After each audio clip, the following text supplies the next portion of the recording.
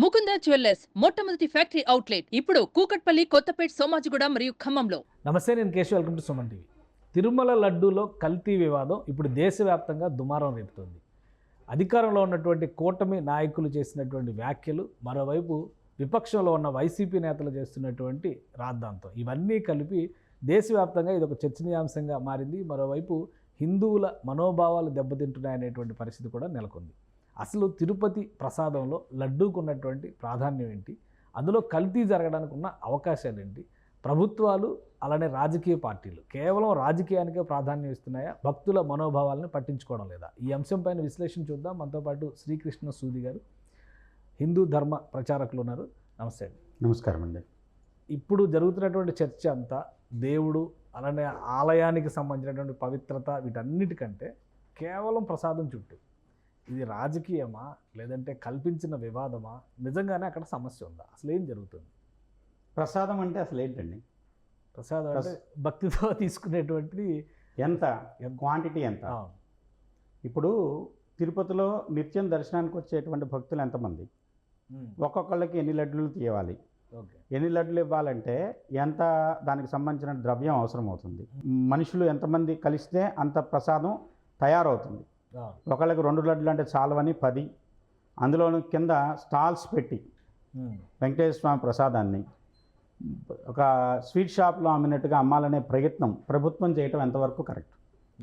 దేవాలయాల్లో ఉన్నటువంటి టీటీడీ స్వచ్ఛంద సంస్థ, అదొక ఇండిపెండెంట్ బాడీ, వాళ్ళ భక్తుల అవసరాలకు తగ్గట్టుగా అది నిర్ణయాలు తీసుకుంటుంది, ప్రభుత్వ జోక్యం ఉండదు అని అంటున్నారు కదా. ప్రభుత్వం జోక్యం లేకపోతే కమిటీ ప్రభుత్వం ఎందుకు నియమిస్తుంది? ప్రభుత్వం జోక్యం లేకపోతే ఐఏఎస్ ఎందుకున్నారు అక్కడ? అలా వదిలేయమనండి. మిగతా మతాలకు లాగా హిందూ మతం ఎప్పటి నుంచో స్వయం సమృద్ధితో ఉన్న మతమే. ప్రభుత్వాలు వచ్చి మా దేవాలయాలను కానీ, మా పూజా విధానాలను కానీ, మా వ్యవస్థలను కానీ పూర్తిగా భ్రష్టు పట్టిస్తున్నారు అని చెప్పి ఖచ్చితంగా చెప్పొచ్చు. ప్రభుత్వ ప్రమేయం లేకపోతే దేవాలయాలు, ఇప్పుడు భగవంతుడు అక్కడ ఉన్నదే వెలుగు, దాని మళ్ళీ మీరు దివిటీ చూపెడతామంటే ఎందుకు? మూర్ఖత్వం కదా. వెంకటేశ్వర స్వామి అంటేనే ఆయన పరంజ్యోతి. ఆయన మళ్ళీ మీరు వచ్చేసి వెలిగేసి మేము డివిజీ పెడతాం, టార్చ్ లైట్ వేస్తాం, ఆయన మీద ఇలాంటి ఫోకస్ లైట్ వేసి చూపెడతాం, ఆయన మీకు ప్రచారం చేస్తాం. ఆయన అడిగాడు ఎవరైనా ప్రచారం చేయమని.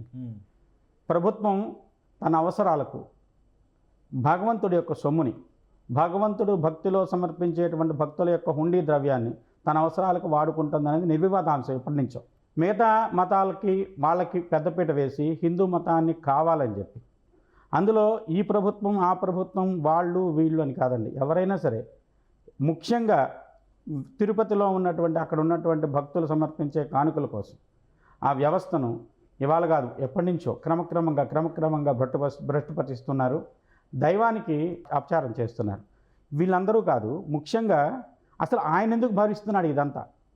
వెంకటేశ్వర స్వామి ఆయన సర్వం సహా ఆయన అన్నీ చేయగలిగినటువంటి అలాంటి స్వామి ఎందుకు భరిస్తున్నాడు?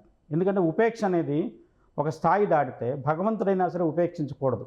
ఎందుకంటే ఇలాంటి వివాదాలు వెంకటేశ్వర స్వామి సందర్భం వచ్చినప్పుడు రియాక్ట్ అవుతూ ఉంటారు అనేది కూడా చెప్తారు కదా. ఎప్పుడైనా ఇటువంటి సంఘటనలు జరిగినప్పుడు దాని ఫలితం అనుభవించే పరిస్థితి కూడా ఉంటుంది. ఖచ్చితంగా కొన్ని సంఘటనలు ఇవి నిజమని నిరూపిస్తాయి. ఎందుకంటే అండి, ఇప్పుడు వ్యక్తిగతంగా వాళ్ళు వీళ్ళు అంటాం ఎందుకనంటే, ప్రభుత్వాలు తమ స్వార్థం కోసం ముఖ్యంగా ధార్మిక సంస్థల్ని ప్రతి చోట చేయకూడని పూజ చేశారని ఒక ఆలయంలో, లేకుంటే వామాచార పూజ చేశారని ఇంకొక ఆలయంలో, లేదు ప్రసాదంలో కల్తీ జరిగింది ఇంకో చోట, నిజంగా ప్రభుత్వం దాంట్లో కనుక దాని పవిత్రతను కాపాడదలుచుకున్నట్లయితే ప్రభుత్వం వెంటనే ఏం చర్య తీసుకోవాలి? ఎవరికీ చెప్పకుండా దాన్ని ఆపేసేసి నిజంగా మంచి నెయ్యిని తెప్పించి నిజంగా అవసరమైతే 2 రోజులు ప్రసాదం ఇవ్వద్దు. అసలు ఇప్పుడు కల్తీ జరగడానికి అవకాశం ఉందా? ఇప్పుడు ఖచ్చితంగా ఉంది. ల్యాబ్ రిపోర్ట్స్ ఒకటి బయటకు వచ్చినాయి. అలానే టీటీడీ ఈఓ కూడా చాలా స్పష్టంగా చెప్పారు, 2-3 సార్లు మేము టెస్టులు చేసిన తర్వాత వచ్చిన నెయ్యి లోడ్ని కూడా రిజెక్ట్ చేసిన పరిస్థితి ఉంది, అయినా ఇంప్రూవ్ కాని పక్షంలోనే ఈ ల్యాబ్ టెస్టులు చేయించామనేటువంటి మాట చెప్తున్నారు. సో ఇది ఎంతవరకు అవకాశం ఉంది? ఈ ఒకవేళ జరిగి ఉంటే, ఈ 4 ఏళ్లలోనో 5 ఏళ్లలోనో జరిగి ఉంటే దాని పర్యవసానాలు ఏంటి, దానికి చేసేటువంటి పరిహారాలు ఏంటి? మీరు తిరుమల వెళ్ళి చూడండి. తిరుమల ఆలయంలో కానివ్వండి, అక్కడ ఉండేటువంటి వ్యవస్థల్లో ఏ వ్యవస్థ ఖచ్చితంగా నిర్దిష్టంగా భక్తితోనూ ఒక రకమైన నిర్దిష్టమైన ప్రామాణికంగా పనిచేస్తుందని చెప్పగలుగుతారు చెప్పండి? భోజన విషయంలో కానివ్వండి, అలానే ఇప్పుడు అక్కడ ఉన్నటువంటి గదులు వాటి యొక్క విషయంలో కానివ్వండి, అన్ని నిర్మాణాలు అక్కడ చేయటం విషయంలో కానివ్వండి, భగవంతుడికి సమర్పించే కైంకర్యాల విషయంలో కానివ్వండి. ఎందుకంటే ప్రధాన అర్చకుడిగా పనిచేసిన వ్యక్తులే బయటకు వచ్చి ఇలా వద్దని చెప్పినా మా మాట వింటం లేదు, అందరూ కూడా భగవంతుని వచ్చేసి శిష్టారాజ్యంగా వాళ్ళు ప్రవర్తించి భగవంతుడికి కోపం తెప్పించే విధమైనటువంటి విధానాలను ప్రవేశపెడుతున్నారు అని చెప్పి ఆయన బయటకు వచ్చి చెప్పారంటే వ్యవస్థ ఎంత పతనమైందో దీన్ని బట్టి అర్థం చేసుకోవచ్చు. అంతేకాదు అంతకు ముందు రోజుల్లో కూడా ప్రసాదాలను ఒక అంబులెన్స్ లాంటి దాంట్లో హాస్పిటల్కి వాడే వెహికల్లో తరలించారని చెప్పి గొడవ జరిగింది.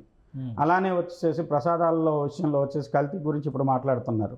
తర్వాత అసలు అక్కడ ఉన్న పోర్ట్లు ఎన్ని, ఒక్కొక్క పోర్టు సామర్థ్యం ఎంత, ఒక్కొక్క వ్యక్తికి 10 లడ్లు 15 లడ్లు 25 లడ్లు 30 లడ్లు ఇవ్వాలనే ప్రణాళిక ఎందుకు? ప్రసాదం అంటే ఎంత ఇచ్చినా ప్రసాదమే.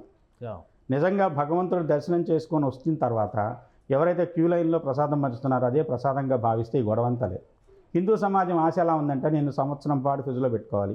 రాజకీయ నాయకులు తనకంటే పెద్ద రాజకీయ నాయకుల దగ్గరికి వెళ్ళినప్పుడు ఆ ప్రసాదాన్ని భగవంతుడి ప్రసాదంగా వాళ్ళకి తీసుకెళ్ళి సమర్పించాలి. ఇది ఎందుకంటే వీళ్ళు ఢిల్లీ వెళ్ళినా సమర్పించేది వెంకటేశ్వర స్వామి ఫోటోను, వెంకటేశ్వర స్వామి ప్రసాదం.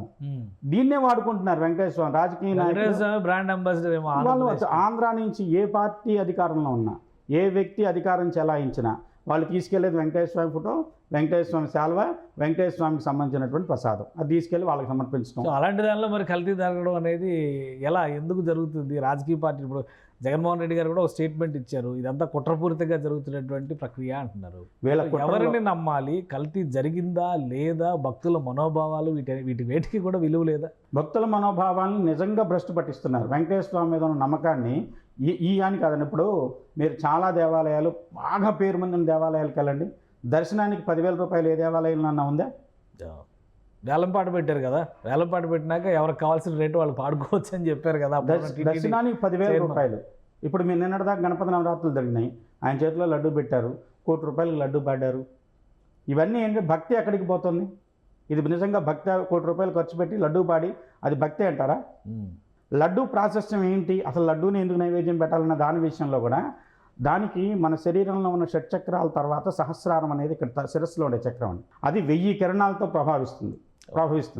ఆ 1000 కిరణాలకి ప్రామాణికంగానే లడ్డూలో చిన్న చిన్న పూసలుగా ఉండేటువంటి అది స్వచ్ఛమైన నేతితో తయారు చేసి భగవంతుడికి నివేదన చేసిన తర్వాత అది సహస్రార చక్రానికి దానికి సంబంధించినటువంటి ప్రాధాన్యతను పెంచేదానికి, ఆ చక్రానికి చైతన్యత తీసుకురావడం కోసం దాన్ని భగవంతుడికి నివేదనగా పెట్టేది. అలాంటి లడ్డూని కేవలం రాజకీయపరమైన లబ్ధి కోసం కల్తీ జరిగిందని చెప్పినా కల్తీ చేసినా రెండు కూడా భగవంతుడు క్షమించేటువంటి తప్పులు కాదు.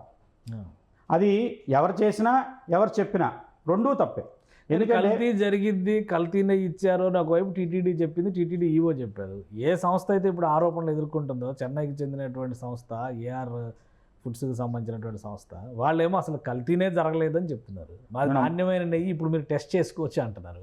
అదే ఇప్పుడు ఉంటుందనే దానికి ఒకటండి, ఇంత పెద్ద ధార్మిక సంస్థ అయినప్పుడు అక్కడ ఫండ్స్ కొరత లేనప్పుడు గోశాలు కూడా వీళ్ళని నిర్వహించమనండి. ఓకే, టెంపుల్ తరఫునే ఇప్పుడు స్వామివారికి అభిషేకానికి పాలు ఉన్నాయి, అక్కడ పాలు వేరే బయటవి తీసుకోకుండా గోశాల ద్వారా వచ్చిన పాలనే వాడుతున్నారు. అలానే ఆ పాలను విక్రయించుకున్నాను, లేదంటే వేరే పరమైనటువంటి లాభాల కోసం వాడుకున్నాను, కేవలం వచ్చే స్వామివారికి ప్రసాదం చేయించడానికి. వ్యక్తికి ఒకటే లడ్డు ఇవ్వమని పర్లేదు, ప్రసాదం దాని యొక్క ప్రాశస్త్యం అలా ఉంటుంది. 100 లడ్లు ఇవ్వాలి, 1000 లడ్లు ఇవ్వాలని పెట్టుకున్న దగ్గర నుంచి దానికి సంబంధించినటువంటి సప్లై సరిగా సరిపోవటం లేదు. దానికోసం వచ్చేసి నెయ్యి వాళ్ళకి వీళ్ళకి బయట వాళ్ళకి ఇవ్వటం, వాళ్ళు వచ్చేసేసి హిందువులే కానీ వాళ్ళ స్వార్థం భగవంతుని కూడా మోసం చేద్దామనే స్థాయికి చేరుకున్నది పరాకాష్ట. కలియుగంలో పరాకాష్ట ఏంటంటే నిన్ను భగవంతుని మోసం చేయగలుగుతున్నాను. ఇవన్నీ ఏంటంటే భగవంతుని మేము ఎంత తెలివిగా మోసం చేయగలిగామనే ఆలోచన మనిషి పతనానికి దారితీస్తుంది తప్పితే మనిషిని లాభం అనేటువంటి అపేక్షలో పడి భగవంతుని చాలా తక్కువగా అంచనా వేసి భక్తుల రూపంలో ఉన్నటువంటి వ్యాపారస్తులు భగవంతుని మోసం చేస్తున్నారు. అసలు ఎవరి మీద చర్య తీసుకోవాలి? ఇప్పుడు ఒకవేళ ఈ నేరం జరిగితే ల్యాబ్ టెస్ట్లో కూడా క్లియర్గా వచ్చిన తర్వాత, ఎందుకంటే కేంద్ర మంత్రులు అందరూ రియాక్ట్ అయ్యారు, చాలామంది రియాక్ట్ అయ్యారు, హోమ్ మినిస్ట్రీ కూడా ఎంక్వైరీ చేయాలని చెప్పని ఆదేశించే అవకాశాలు ఉన్నాయంటే చీఫ్ జస్టిస్ ఆఫ్ ఇండియాకి లెటర్ రాశారు. ఇవన్నీ జరుగుతున్న పరిస్థితుల్లో ఎవరి మీద చర్య తీసుకోవాల్సిన అవకాశం ఉంది? అసలు ప్రభుత్వం మీదే చర్య తీసుకోవాలి మొట్టమొదట. ఎందుకంటే అంతకుముందు ఇలాంటి సందిగ్ధాలు వచ్చినప్పుడు ఎవరైనా వచ్చేసి ఒక ధార్మిక పరమైనటువంటి మఠాధిపతినో లాంటి పీఠాధిపతి దగ్గరికి వెళ్ళి సంప్రదింపులు చేసి, స్వామి ఇలా జరుగుతుంది, ఈ విధమైన మార్పులు చేయాలి, ఏమంటారు అని అంటే, అలాంటి సందర్భంలో కంచి స్వామి వారు ఆయన ఆలయంలోనే వాస్తు లేదని నీకు ప్రపంచంలో ఎక్కడ ఉంటుందయా అని చెప్పి కొట్టి పారేసేసి ఆలయంలో వాస్తుపరమైన మార్పులు అవసరం లేదని నిర్దిష్టంగా తేల్చి చెప్పారు. అలా చెప్పిన సందర్భాలు, అలాంటి వాళ్ళని ఎవరినైనా ఇన్వాల్వ్ చేయకుండా కేవలం రాజకీయమైనటువంటి లబ్ధితోనే ఈ విషయాన్ని బయటపరిచి ఈ విషయాన్ని బహిరంగ చేసి ప్రజల మనోభావాలను దెబ్బతీయాలనే ప్రయత్నం. నిజంగా వెంకటేశ్వర స్వామికి ఇవన్నీ అవసరమండి? ఆయనకు నైవేద్యం దేంట్లో పెడతారో తెలుసా? మట్టి పాత్రలో నైవేద్యం ఇష్టం ఆయన. ఎవరైతే ఈ గుడి కట్టారో తిరుపతి నంబి అని చెప్పినా ఆయన ప్రతిరోజు బంగారు పుష్పాలతో అర్చన చేసేవాడు. అలాంటి ఆయన తర్వాత రోజు వెళ్ళి చూస్తే బంగారు పుష్పాల ప్లేస్లో మట్టి పుష్పాలు అక్కడ పడి ఉండేవాడు. ఎక్కడి నుంచి వస్తున్నాయి నా పుష్పాలు ఏమవుతున్నాయి అని చెప్పంటే ఆయనకు అర్థం కాకపోతే రోజు నిత్యం భగవంతుని వేడుకుంటే ఒకరోజు కళ వచ్చింది ఆయనకి. ఎవరో కుమ్మరతను మట్టితో తను పని చేసుకుని కుమ్మరసారి మీద చేతి కంటిన మట్టితో పువ్వులా చేసి వెంకటేశ్వర పటం అంటే అక్కడ పెడుతున్నాయి. అవి వచ్చి ఇక్కడ పడుతున్నాయి. అంటే భగవంతుడికి భక్తి ప్రాధాన్యత. ఆయనకి ఇవన్నీ కాదు. ఇప్పుడు మీకు భక్త కన్నపద విషయం చూడండి. భక్తితో మాంసం పెట్టాడు, ఆయన భగవంతుడు స్వీకరించాడు. భగవంతుడికి ఇది తినచ్చు ఇది తినకూడదు అనే దానికంటే కూడా భక్తితో సమర్పిస్తే స్వీకరిస్తారు. ఇక్కడ భక్తి కంటే కూడా కేవలం స్వార్థము, లాభాపేక్ష, తర్వాత ప్రభుత్వం యొక్క అనవసరమైనటువంటి దాంట్లో తన చొరపాటు. నిజంగా అయితే ప్రభుత్వాలను తప్పుకోమనండి. చాలా జాగ్రత్తగాను విశేషంగాను హైందవ సంబంధించినటువంటి వ్యవస్థలు దేవాలయాన్ని నిర్వహించుకోగలవు. ప్రభుత్వాల యొక్క ప్రాధాన్యత ఎక్కువైన కొద్దీ వాళ్ళ స్వార్థం కోసం పూజారుల్ని ఒక ఆయన వస్తాడు, వచ్చేసేసి మీరేం మంత్రం చదువుతున్నారో మాకు అర్థం కావట్లేదు, వాటి యొక్క అర్థం మాకు తెలియదు కాబట్టి వచ్చేసి మాకు ఆశీర్వచనాలు అక్కర్లేదు. ఆశీర్వచనాలు అక్కర్లేనప్పుడు గుడికి నువ్వెందుకు రావద్దు? గుడికి రావద్దు, గుడిని విమర్శించొద్దు, గుడిలో ఉండేటువంటి మంత్రాన్ని విమర్శించొద్దు. అదే మాట వేరే మతాల్లోకి వెళ్ళి వాళ్ళు చేసే ప్రార్థనల్లో, వాళ్ళు చేసేటువంటి వాళ్ళ యొక్క దైవ సంబంధమైనటువంటి నమాజులను ఒక్కసారి విమర్శించమనండి, ఆ పని చేయరు. దేవాలయానికి వచ్చి మాత్రం దేవాలయ అర్చకులు చేసేటువంటి వేద ఆశీర్వచనాన్ని విమర్శిస్తారు. దేవాలయంలో ఉండేటువంటి పూజా విధానాన్ని విమర్శిస్తారు. దాని గురించి మాట్లాడటానికి కానీ వీళ్ళకున్నటువంటి కనీస అర్హత ఏంటో చెప్పమనండి. రాజకీయ నాయకులు కానీ వ్యవస్థ నిర్వహించేటువంటి పెద్ద స్థాయి వ్యక్తులే, వాళ్ళకి దీంట్లో ఉన్నటువంటి అర్హత ఏంటి? పూజా విధానాన్ని నిర్వహించడానికి, దాని గురించి మంచి చెడులు ఎంచడానికి వీళ్ళకున్న అర్హత ఏమిటి? సో ఇప్పుడు అసలు ఓవరాల్గా దేశంలో హిందూ ధర్మ పరిరక్షణకి సంబంధించి ఒక కమిటీని అధ్యయనానికి వేయాలని పవన్ కళ్యాణ్ గారు ఉప ముఖ్యమంత్రి ఆంధ్రప్రదేశ్కి సంబంధించి ఆయన ఒక డిమాండ్ తీసుకొచ్చారు. ఆలయాలన్నింటిలోనూ ఇలాంటి పరిస్థితులే ఉన్నాయా?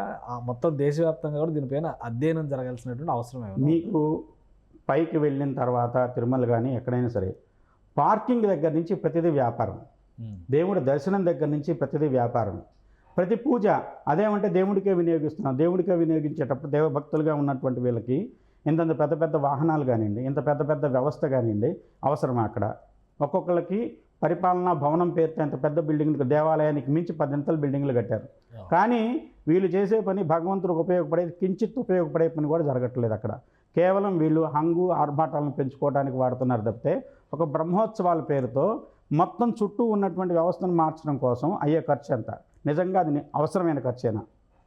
ఇవన్నీ ఆలోచించి అధ్యయనం చేస్తే ఇది ఒక్క దేవాలయం కాదండి. మీరు చిన్న స్థాయి ప్రతి చిన్న గ్రామంలో ఉండేటువంటి టెంపుల్కి వెళ్ళండి, గుళ్ళో కొబ్బరికాయ కొట్టకూడదట. కొబ్బరికాయ ఎక్కడ కొట్టాలి? గుడి బయట కొట్టి రావాలి. మీరు కొన్ని బాగా పేరున్నటువంటి దేవాలయానికి వెళ్ళండి, గర్భాలయంలో కొబ్బరికాయ కొట్టి మనకు ప్రసాదం తెచ్చిస్తాడు. కానీ ఆంధ్రప్రదేశ్ తెలంగాణలో ఉన్నటువంటి ఏ దేవాలయంలోనూ గర్భాలయంలో కాదు కదా, కనీసం ముఖమండపంలో కూడా కొబ్బరికాయ కొట్టే ధ్వజం బయట కొట్టుకోండి. ప్రాచీనమైనటువంటి ప్రాధాన్యత కలిగిన దేవాలయానికి వెళ్ళానండి. అక్కడ కాంట్రాక్ట్ పట్టుకున్న కొబ్బరికాయన ఆయన దేవుడికి తన వెనక చూపెడుతూ ఇడిదిరి కొబ్బరికాయ కొడుతాను. అదేమంటే కోతులునే కొబ్బరి చెప్పులు ఎత్తుకెళ్ళిపోతాయని. దేవుడికి కొడుతున్నానా కొబ్బరికాయ నీకు కొడుతున్నానా అని అడిగితే సమాధానం లేదు. మన దేవుడి కోసం కొబ్బరికాయ తీసుకెళ్తాం. ఈ వ్యక్తి పాడుకున్నాడు కాబట్టి కోతులు ఎత్తుకెళ్ళిపోకూడదని చెప్పి జాగ్రత్తగా దేవుడికి వెనక చూపెడుతుంటూ ఇటు తిరిగి కొబ్బరికాయ కొడతాడు. అంటే దేవుడికి కాదట, ఇటు పక్క తిరిగి కోతి కొబ్బరికాయ కొట్టినట్టుంది పరిస్థితి. ఇలాంటి వ్యవస్థలు దేవాలయాల్లో ప్రభుత్వాల చొరబాటు వల్ల వచ్చినవి. తప్పు ప్రభుత్వాలదే.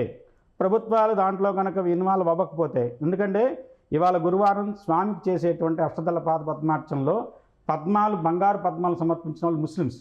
వాళ్ళకి దేవుడి మీద అచంచలమైన భక్తి విశ్వాసాలతో 108 బంగారు పూలు తయారు చేసి భగవంతుడికి సమర్పించారు. అంటే ఇక్కడ వేరే మతస్థులు కూడా భగవంతుడిని నమ్ముతున్నారు. తిరుమలలో వాళ్ళు భగవంతుని నమ్ముతున్నారు. అసలు తిరుమలలో మరి అన్ని మతస్థులు ఉన్నారు, అన్ని మతస్థులను అసలు ఎలా చేయొద్దు అనేటువంటి చర్చ. ఆయన భార్య వచ్చేసేసి బీవీ నాంచారు, ఆమె ముస్లిం కదండి. వాళ్ళు మా అల్లుడు అంటారు వెంకటేశ్వర స్వామిని. చాలామంది ఉన్నారు. వాళ్ళు ప్రతినిత్యం వాళ్ళ కోసం ప్రత్యేకమైన సంవత్సరానికి ఒకరోజు కేటాయిస్తారు, తెలుసా మీకు? ఓకే. అది ఏంటంటే భగవంతుడికి ఏ మతం అయితే ఏంటండి, భక్తి అనేది ప్రాధాన్యత. కానివ్వండి ఏ మతం అయినా సరే భక్తితో వచ్చిన వాళ్ళు భగవంతుడు కాదండు. నిజంగా భక్తి ఉన్న వాళ్ళని ఎవరూ కాదనకూడదు. కానీ వాళ్ళు ఏమైందంటే డబ్బులు ఉన్న వాళ్ళే వెంకటేశ్వర స్వామి భక్తులు అయ్యారు. నేను చెప్తున్నాను, 4 ఏళ్ళు అయింది వెంకటేశ్వర స్వామి తిరుపతి వెళ్ళి. ఆ పక్కనే అరుణాచలం గిరి ప్రదక్షిణకి వెళ్ళిన ప్రతిసారి ఇటు నుంచి వస్తున్నాను తప్పితే కింద నుంచో లేని వెనక నుంచో చూసుకొని రావడం తప్పితే తిరుమల వెళ్ళాలని కూడా అనిపించట్లేదు. ఇక్కడి నుంచో నమస్కారం పెట్టుకుందాం మనం భగవంతుని భక్తి ఉన్నప్పుడు. చిలుకూరు దేవాలయం ఎట్లా వెళ్తుంది, తిరుమల వెళ్ళలేకపోతున్నాను అన్నదానికి ఆయన కల్లో కనిపించి ఇక్కడ ఉన్నాను, నువ్వు వచ్చేసేసి నన్ను ఇక్కడ పూజించుకో అని చెప్పాడు. ఇంట్లో పూజ చేస్తే భగవంతుడు ఒప్పుకోడా? ఎందుకంటే వ్యవస్థలు ఇన్వాల్వ్ అయిన కొద్దీ భక్తుల సంఖ్య తగ్గి అది ఆడంబరాలకు అవకాశమైనటువంటి పరిస్థితిని ఏర్పరుస్తుంది తప్పితే నిజంగా భగవంతుడు పూజకి కాదు. పూజలో తప్పు, పూజా విధానంలో తప్పు, పూజించే వ్యక్తుల్లో రాజకీయాలు ఇలా చొప్పించేసరికి భగవంతుడు చుట్టూ రాజకీయ వ్యవస్థ చేరి ఆ దేవాలయాన్ని భ్రష్టు పట్టిస్తుంది. థ్యాంక్ యూ అండి. ఇది స్పెషల్ అనాలిసిస్ తిరుపతి లడ్డూ ప్రసాదానికి సంబంధించి, అలానే ఆలయాల నిర్వహణ విషయంలో ప్రభుత్వాల జోక్యం ఎక్కడ లేని సమస్యలు తీసుకొస్తుందని శ్రీకృష్ణ సూది గారు ఎక్స్ప్లెయిన్ చేస్తున్నారు. మరోవైపు నుంచి చూస్తే ఈ ప్రసాదాల తయారీలో జరుగుతున్నటువంటి కమర్షియలైజేషన్, పూర్తిగా అమ్మకం అనేటువంటి ధోరణిలో చేస్తున్నటువంటి ఈ ప్రయోగాలే దేవుడి ప్రసాదానికి కూడా కళంకం తీసుకొస్తున్నాయని ఆయన విశ్లేషిస్తున్నారు. కాబట్టి తిరుమలతో పాటు దేశంలో ఉన్నటువంటి అనేక దేవాలయాల విషయంలో ఒక సమగ్రమైనటువంటి విధానం రావాల్సినటువంటి అవసరం ఉంది. హైందవ ధర్మకర్తలు స్వతంత్రంగా వాటిని నిర్వహించుకునేటువంటి వెసులుబాటు కల్పించాల్సినటువంటి ఆవశ్యకత కూడా ఉందని ఆయన విశ్లేషిస్తున్నారు. ఇది స్పెషల్ డిస్కషన్. Keep watching.